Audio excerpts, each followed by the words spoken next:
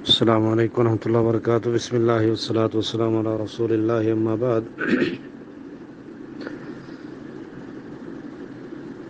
ظہر اور عصر کو اکٹھے پڑھنا، مغرب اور عشاء کو اکٹھے پڑھنا، اس کی کئی صورتیں ہیں۔ اسے جمع تقدیم بھی کہتے ہیں، جمع تاخیر بھی کہتے ہیں۔ جمع تقدیم کی صورت یہ ہوتی ہے کہ تقدیم یعنی پہلے آپ عصر کو پہلے پڑھیں ظہر کے ساتھ، ظہر کو اپنے وقت میں پڑھیں۔ اور جمع تاخیر یہ ہوتی ہے کہ ظہر کو آپ لیٹ کر جائیں، آخری وقت میں اس کا اینڈ ہو اور اوپر سے اب عصر کا وقت ہو، عصر اپنے پہلے وقت میں آ جائے گی، ظہر آخری وقت میں آ جائے گی۔ اور بعین ہی اسی طرح مغرب اور عشاء کا مسئلہ بھی ہے، یعنی جمع تاخیر اور جمع تقدیم۔ لیکن آپ نے سوال میں یہ واضح نہیں کیا کہ یہ کس وجہ سے دونوں کو اکٹھے پڑھنا۔ یہ گنجائش تو سفر کے لیے دی گئی ہے،